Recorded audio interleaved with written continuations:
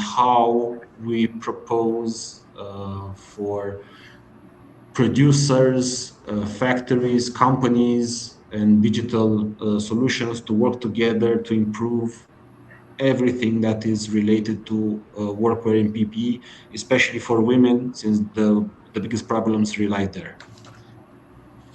So the problem, we all know it. I don't think I'm saying anything new. Women's clothing for work, so women workwear, women PPE, is generally problematic since many times either the collections are unisex or the women's collections are just slightly shifted men's collections.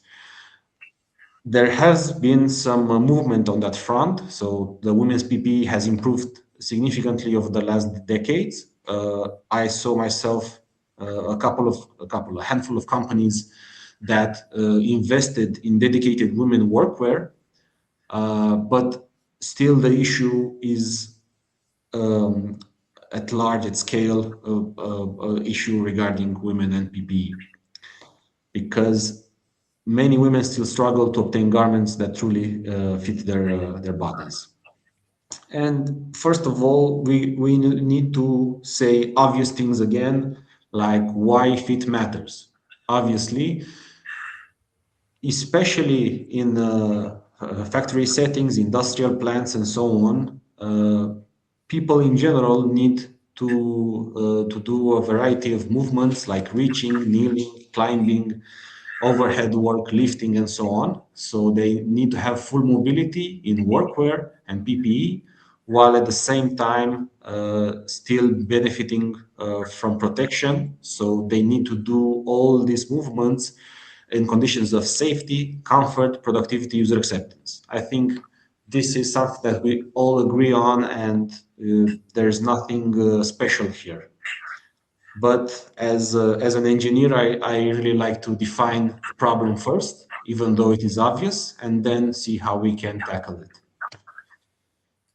Moreover, the workwear and PPE situation is not only related to garments, because the protection requirements is extended to footwear and handwear as well.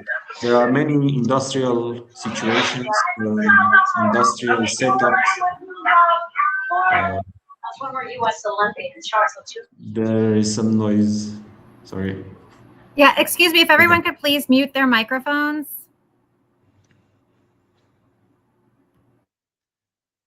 Okay, so as I was saying, the need for protection is not limited only to garments, is also extended to handwear and footwear. There are many industrial and factory setups where footwear and handwear might be even more important than garments, especially when people are manipulating potentially dangerous chemicals or working with heavy weights that might crush their legs and so on. So the full body PPE is the concept that we need to also focus on, and it's very important.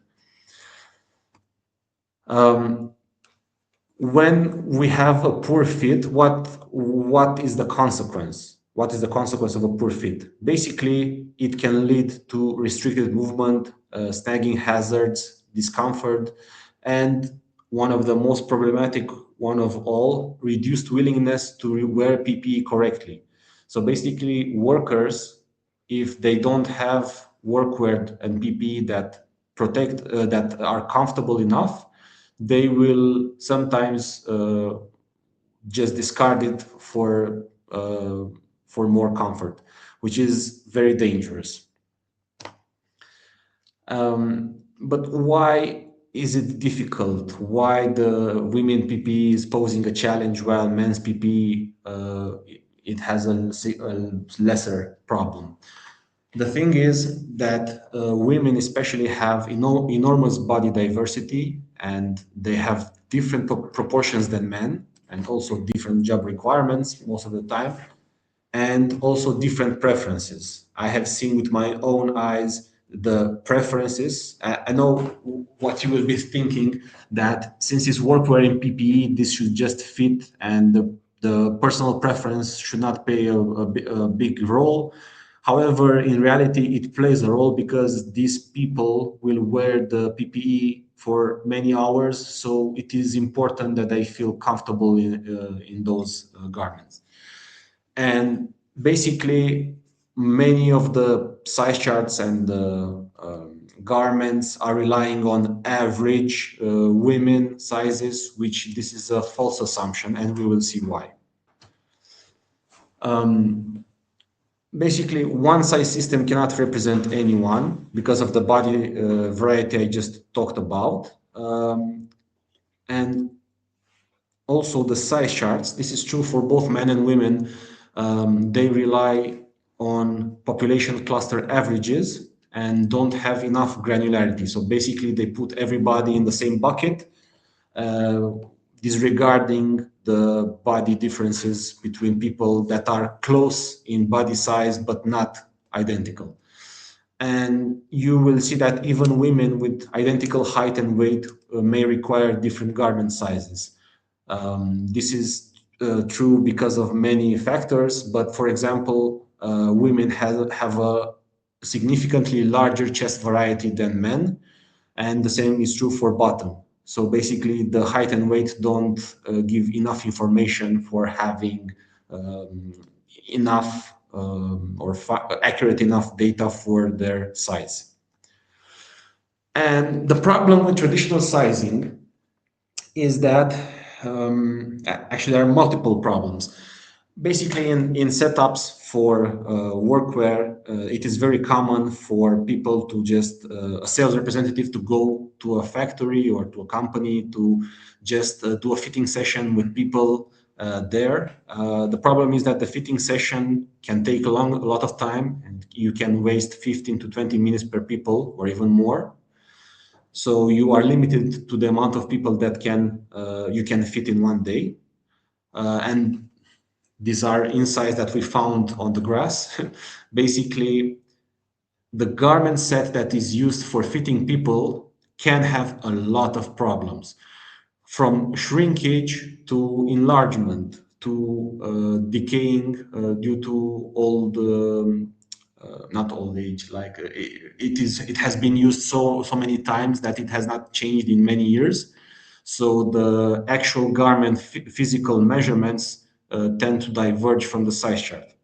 And of course, the garments that are in the middle sizes diverge even more because they have been tried on even more. So the whole size set is not uniform anymore. Also, the size charts in general and and the fitting session focus on height, chest, waist, and hips, which are one of the main drivers for sizing. Of course, they are very important, but they are often insufficient for capturing the diversity of real body shapes. And I can tell you some examples from myself, since I'm also a big guy. Not also, I'm a big guy. So basically, I'm 6'4" and around 240 pounds. And generally, when I tried on workwear, the problem was not the waist or the chest, it was the shoulders. So, and many of the garments I tried on didn't have the shoulder size, or the shoulder size was not proportionally done to the chest and waist. So basically, I had to have very loose garments for the waist and chest, just so that my armpit and my shoulder will fit in that jacket. So the problem with the size chart is universal, but for women is very, very often encountered in practice. Um, Now we are going to the second section where we say why those simple adaptations don't work. And I think the biggest thing that we need to mention here is women are not simply smaller men.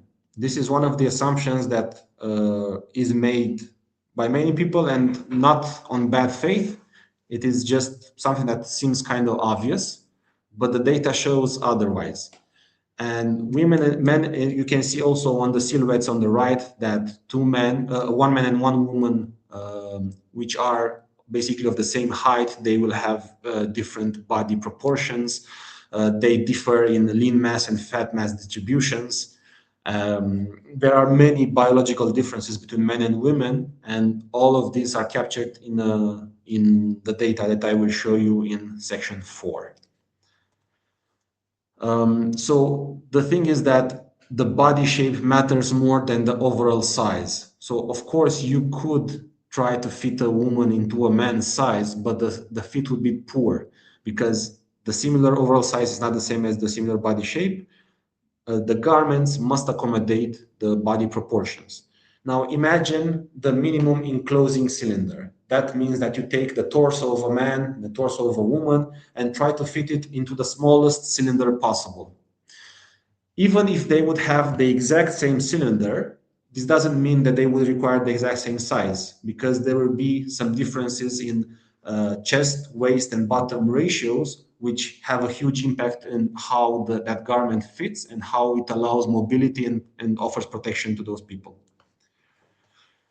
And the one of the things that I saw a lot in factories is that a garment can fit the chest for women, but will not. It might not fit the rest of the body, especially the bottom circumference.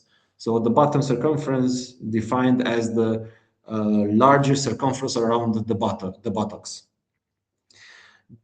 I saw numerous women that tried on jackets that fit perfectly on the chest and the waist, and then they couldn't close it down on the bottom because their bottom circumference was significantly larger than the waist and the chest. And this forced them to go even 2 or 3 sizes up just so it could fit on their bottom. And you might say, but wait a moment, why are we talking about bottom circumference? It's a jacket. Yes, but in workwear and PPE, it is important that the jacket offers protection properly. So the jacket the back length of the jacket should be down to the bottom, to the buttocks, in order to offer protection even during movement or when the women need to reach high or to crouch and so on. So for a jacket, actually, there are three measurements that are actually four that are very relevant. You have the chest, you have the waist, you have the bottom, and the arm length. But you can extend it with shoulder, with armpit, with biceps, forearm, and so on. But those have a significantly smaller impact on the fit. So this is something that we saw with our own eyes and that forced women to wear oversized jackets just so it would fit on their bottom. And of course, the problem is even more complicated than this. In designing PPE for women is not about creating a female fit, it's about accommodating the huge diversity of body shapes, proportions, and sizes. And this is actually true for men as well. So this is a universal problem. But, however, men are better covered by the size charts because the size charts were created based on the male population. So the issue for this body diversity is less impactful in men than in women. Now, we are segueing our way to section 3, where we talk about how we can size people today using AI. So today, the fitting sessions that I was talking about, or even the measuring sessions with the measuring tape, are not required anymore. And there are a couple of reasons for this. Basically, modern AI solutions, and let's be clear, when I say AI, I'm not talking about LLMs. I'm not talking about ChatGPT, Anthropic.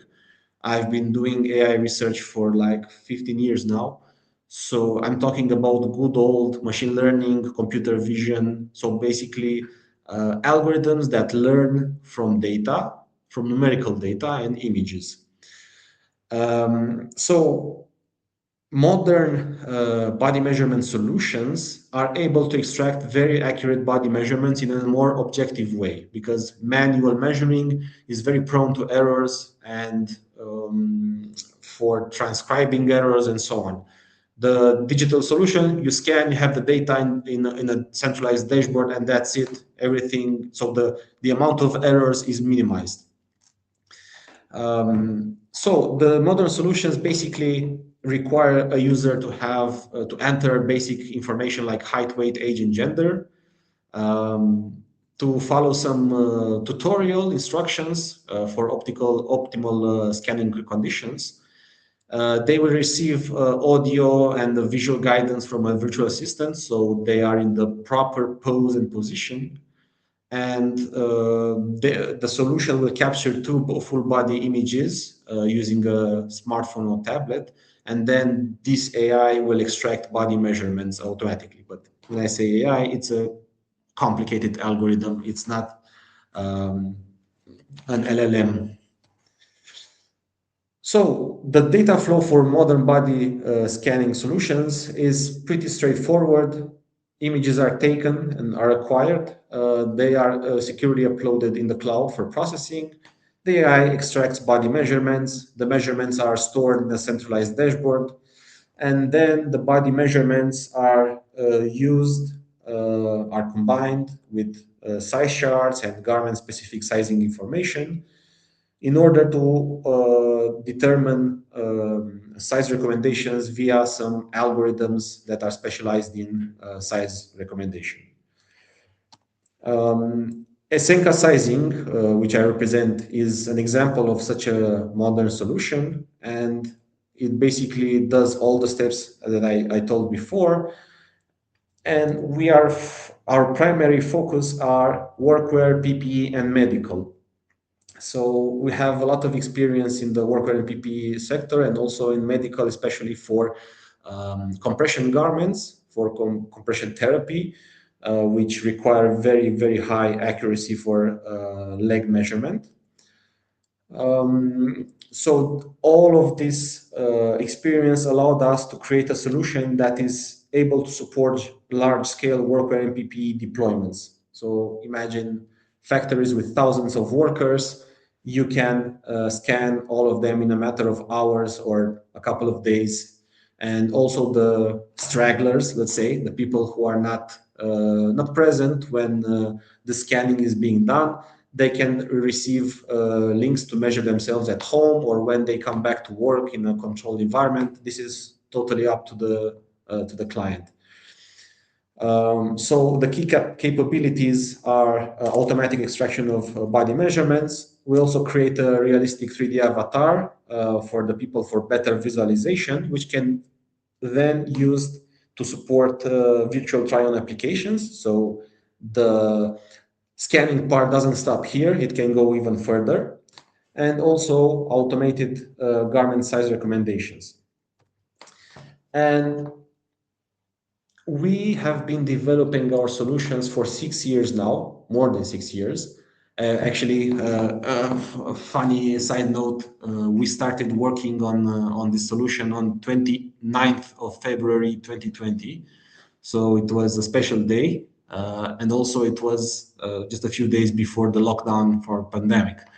So it was like, what a coincidence that you would need remote scanning instead of in-person fitting. So after all these 6 years of developing and talking to various workwear companies and so on, we identified 5 essential requirements for a body solution to be able to solve problems in the workwear and PPE area. Accessibility, guided image capture, measurement accuracy, speed, and garment calibration. And I will talk about these 5 points in the next 2 slides. So, accessibility. You know how annoying it is when somebody says, hey, check this new app that does whatever. And then you have to download the app to create an account and so on. So imagine putting thousands of workers through this process. It will introduce needless friction into the process. So we identify that it needs to be a web-based solution that requires no login, no account creating. Of course, The company that is handling all the scanning will have accounts on the dashboard and so on, but the end user, the worker, will just click on a link or scan a QR code, go through the steps described before, and that's it. His data is collected, and he will be done with the whole process in 1 to 2 minutes. Another essential requirement is guided image capture. We found out that you cannot rely on users to do what they have been told in the tutorial. Most people skip tutorials. I do it myself, so that's completely understandable. When you see a few screens on your phone saying do that, yeah, next. So I completely understand this. That's why you need to have a virtual assistant that during the image capturing process guides the user both audio and visual in order to guide him to the perfect pose and position. So basically, we created a standardized user positioning. Everybody that is getting scanned is in the same A position at roughly the same angle from the hand to the torso and so on. All of this allows us to have images with consistent quality and in the same conditions. Measurement accuracy, I think this goes without saying. This is obvious. You need to have a solution that is very precise, that gives you very good body measurements, very accurate body measurements. So the measurement accuracy is essential for reliable size recommendation. However, it's not the full story. The anthropometric data, the high quality anthropometric data, is also essential for reliable size recommendations. So you need to scan the person as accurate as possible. You need to understand the general population, and you need to match the garments to the body. We will talk about this in the garment calibration. And we also found out that this anthropometric data needs to be updated at regular intervals. Every 5 to 10 years, it is very useful to do another anthropometric study to see what changed into the population. Because maybe in 5 to 10 years, there are small shifts in the population, but in 20 to 30 years, there might be bigger shifts. And it's better for producers to catch them early on so they can prepare and plan rather than having the shift full blown and to go into panic mode to just repair everything. And these anthropometric studies are not that complicated to do these days, because using a solution like Esenka, every time you do fitting sessions or scan people, you can just collect that data, of course, with privacy in mind, so with everything taking care. Collect that data, and after you scan a few thousands of people, you have enough data to get an idea of how the population shifted. Of course, it's better to have tens of thousands of people scanned, but that's not as hard to do nowadays. Speed. Speed is very important, is crucial. You don't want a solution that takes 10, 20 minutes to give you results. You want something that gives you the measurement results fast. So because when you are scanning people, you are scanning them at, ideally is to scan them at their location where they work, because you can have a supervisor in a room to have some controlled conditions for scanning, so they don't scan outside with the shyness of the sun into the camera lens. So you want people to come into the scanning room, scan fast, and move along. You don't want unnecessary disruptions to the daily operations. So that's why we created a solution that takes 1 to 2 minutes, the full process from data entering to the result.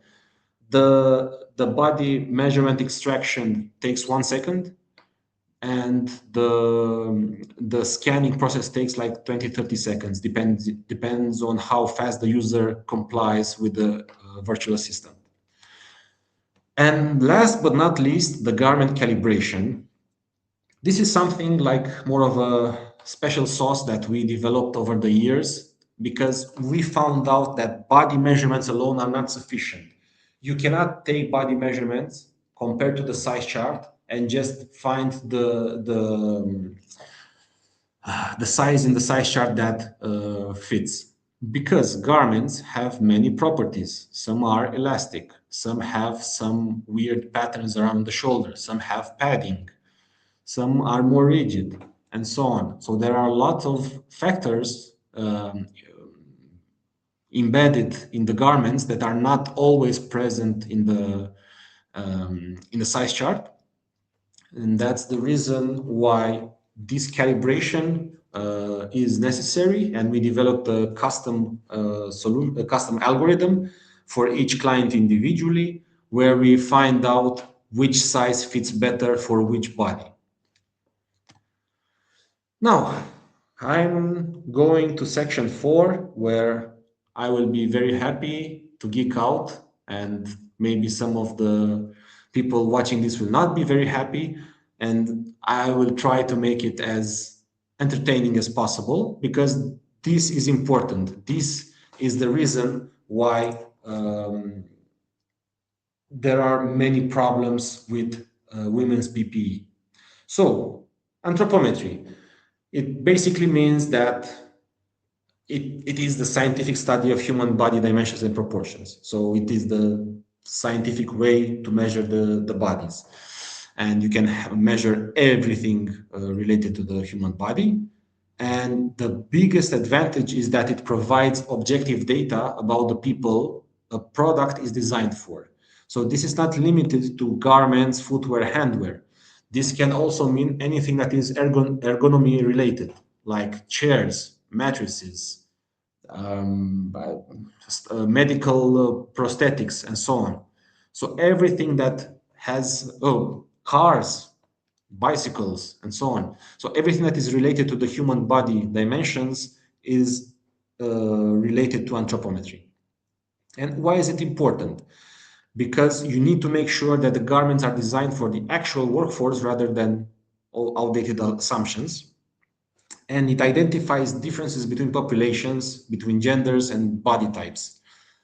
And it can help you create a size system that increases the coverage while minimizing the number of sizes. Because let's be fair, it is hard to produce a lot of a variety of sizes for a collection.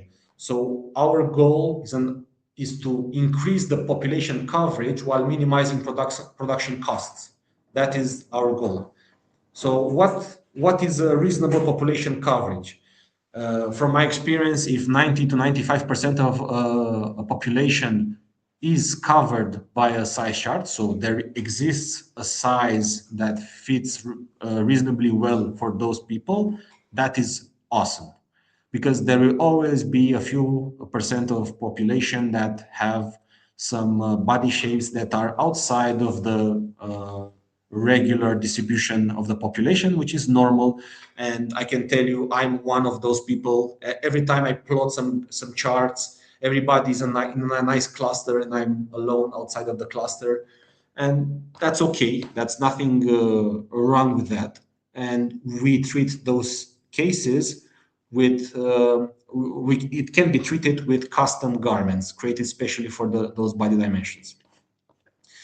And basically, anthropometry forms the foundation for accurate sizing and for better fitting PPE, because you cannot create uh, effective PPE without understanding the people who will wear it. So, what's the difference between men and women? Here on this, sorry, here on this histogram with the KD curve, which basically shows the distribution among the population, we have represented the chest circumference for both men and women. And with the light green, we have women. With the gray, we have men. And with the darker green is the overlap between the two. And you can see clearly here that there is a significant overlap between men and women in chest circumference. However, you can see that the distribution of women is skewed towards the left. So, and the male distribution is more symmetrical. And you can say from this chart, duh, obviously, men are larger than women on average. What is new, Eddie, here? The thing is, this kind of chart may make you say, okay, let's just create size charts for women where we just make the sizes smaller. Okay, let's move to the next chart. Here we have the waist circumference, and here the overlap is smaller, so the shift between men and women is more pronounced. But you can still be tempted to say, yeah, it figures. It's the same thing with the chest. Females are smaller males. But if you go to the next slide here with the bottom circumference, basically we see almost a perfect overlap between men and women. And this is the problem, because these are the same populations which have shifts in chest and waist, but in bottoms they are basically overlapping. And let's zoom in a bit on this so it's more clearly visible. So the bottom circumference is, as I said a few slides before, one of the biggest factors that influence fit for women, because on average and in general, women will have smaller chests and waists, but bottoms will have bottoms comparable to men. And this is a big problem. Well, it's not a big problem. It's the problem why men derived size charts do not work for women in general. And here is another histogram where we have plotted the waist to chest ratio. So basically, we took the waist divided by chest, and to see how it is distributed. So you can see that women tend to have smaller waists compared to chests than men. The next slide shows a huge discrepancy when we compare the bottom to the waist. You can see that for men, the ratio between bottom and waist is around 1.1, so the average one. So we can say that men in general have the bottom 10% larger than the waist. But for women, this figure goes up to 30 something percent. So there's a huge difference here, which also will impact fit. You cannot have the same type of garment for both populations. Of course, there are women that fit in men's collections and men that fit in women's collection. But if we talk in general, this is not true. And here is basically the same data represented as scatter plots. We have here the chest circumference on the x-axis and the waist circumference on the y-axis. And here is basically you can see the same overlap we saw in the distribution, which might make people think that women are just smaller men.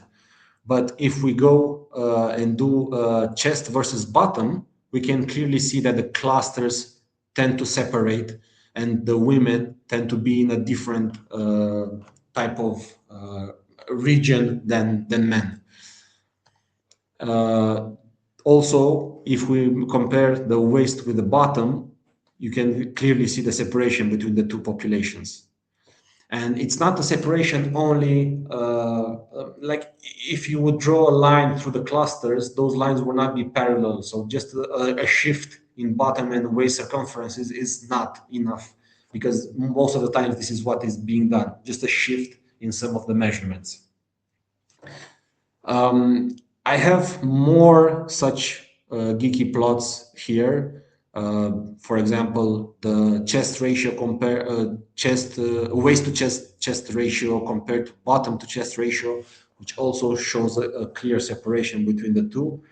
But I will leave them here for who is interested in them. I will just go further on because I don't want to bore you with mathematics and plots. We can go to section 5, which is basically the ending section where we talk about the future of women's PPE. We think that there are four pillars for better women's PPE. Accurate digital body measurements, so use a digital solution for measuring the body, like a Senka, for example. Um, Create dedicated women's collections, so garments that are designed from women's anthropometric data alone, not adapted from men's anthropometric data. So basically, you have to ignore men completely and create garments just taking women into consideration. Having an intelligent size recommendation. So basically, after you scan the people, you need to know how to match those body measurements to the appropriate size in the size chart. And a connected digital workflow, which is basically putting everything together so that from scanning the person to receiving the garment, uh, it is as frictionless as possible and as fast as possible. So the last slide I had prepared, it says a cliche that is with us for 30 years, I guess, since the dot-com bubble. The future is data-driven. However, in this situation is more true that you can expect because understanding population data is very important in order to both create appropriate PPE and workwear, but also to offer the appropriate size recommendation. And the future of women's PPE is not about producing more sizes, it's about the sizes that you produce to cover more women as a percentage than before. As I said, 90 to 95% of the population should be covered by size charts. And of course, I can talk for a few hours about things related to sizing and garments. We also did studies regarding shrinkage, where we saw everybody told us, yeah, the shrinkage of the garments after washing is around 3%, but in reality, it's like 1 to 5%. So it's random. There are opposing to shrinkage after 10 to 20 wash cycles. Some garments tended to loosen up, so they change size in both directions. There are firefighting equipment that is harder to offer such recommendation because the requirements are stricter. But also for firefighters, you can have ceremonial garments that are used just 2 or 3 times a year, and the movement is less important than the image because they use it at ceremonies, at memorials, and so on. So they need to look sharp, and they don't need the mobility they would need in their regular day. So there are a lot of topics that we can talk about here, but I would like to offer you the stage for questions, so you can ask me anything that sparked your curiosity. Thank you. Thank you so much, Edward. That was very interesting, and you can tell that you're very passionate about what you're doing with all of the documents and data that you were able to share with us. So I do want to open that up for questions. So if you guys can, I was looking to see, I believe there might be a chat option if you want to post in the chat. And then otherwise, if you want to just come off mute and ask your question, we can go ahead and get that started as well. Um, I did have a question to kind of get us going, though. I would, because understanding the trends, it isn't just about comfort. It really does, as you mentioned, impact mobility, productivity, compliance, and ultimate worker safety. What has been, I guess, what surprised you the most when you started getting involved with this research and doing this type of research? Well, the biggest surprise was that the size charts do not tell the full story. As I said, if you take a person with 30 inches chest, they will not fit in the 31 inches size in the size chart. You will need a little bit of ease there. So basically, you need a mathematical function to go from body measurements to garment measurements. And this took us a little while to figure out, but that's why we have that dedicated calibration process. And I think this was the biggest surprise.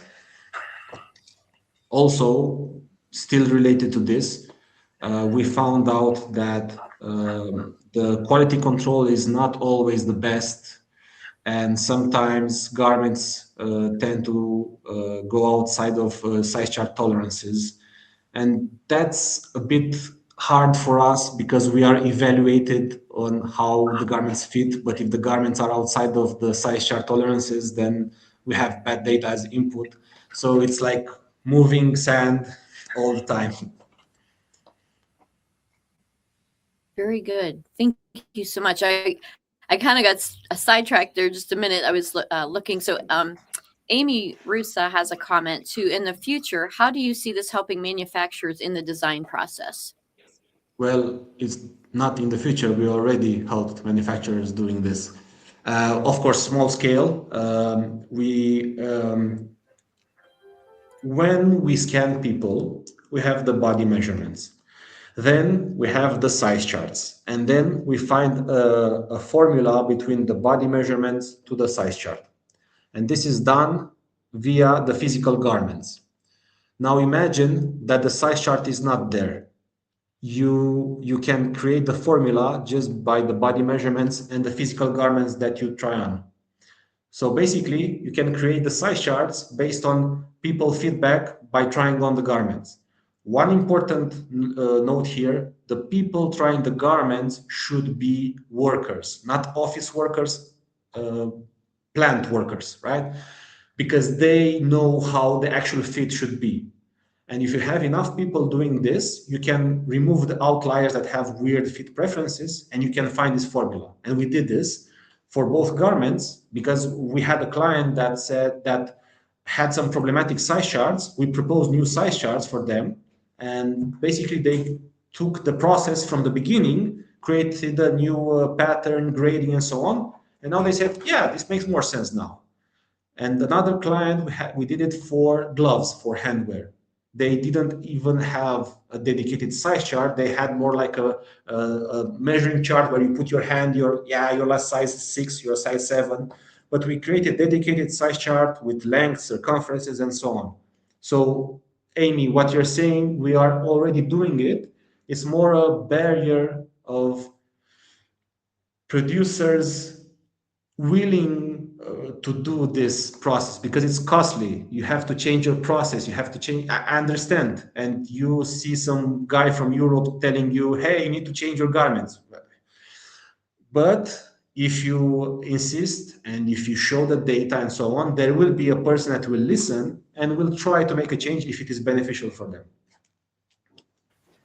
Thank you. Thank you. A follow-up to that is, do you have any case studies on how this affects how this has effective, I think it's supposed to be affected, employees' improvement at work? Do you have any case studies available? Yeah, we have case studies. For example, with Meva, one of our biggest clients, we scan thousands of people and we have 97% accuracy for recommendation. So 3% return rate with our solution. And basically, they scan 30 to 40 people a day before with the fitting session. And now they are doing 300 to 400 people a day with this return rate. So we have that. We have Lavance in the Netherlands. We have Essity, which is a medical use case for compression socks. Very good. Thank you. What was, you mentioned the medical sock. Is that Essity? Is that what you said? The name of that? Essity is the company. Jobst is the product. Okay. I'm familiar with that one. That's why when you said that, it was like, okay. So many of our members work closely with distributors. How do you think distributors can use the body measurement technology to improve customer satisfaction and reduce maybe exchanges or returns? Well, there are multiple facets to this. If you want, let's say that the distributor, are not happy with the current collection. One collection is not working very well in practice, and it's not because the recommendation was bad. People don't find the size that actually fit them from the selection.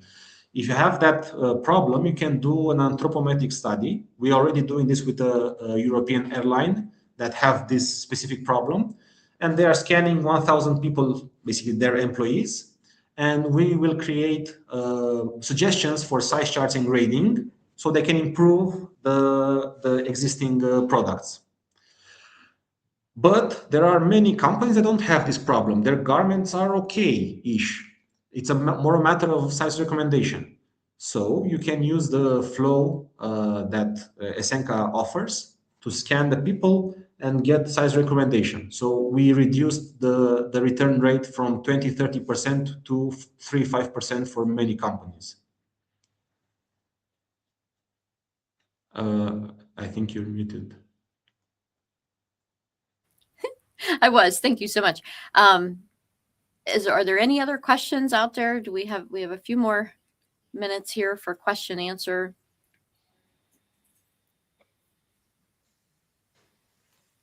And this is being recorded, so we will get this out to everyone that has attended.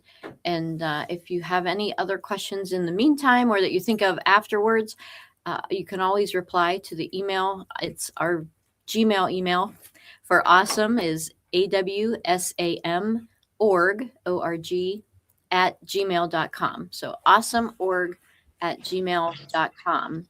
But thank you, Edward, for a very interesting presentation, and I appreciate you putting everything together. And Anna, yeah, you just said the same thing. Thank you for putting this together.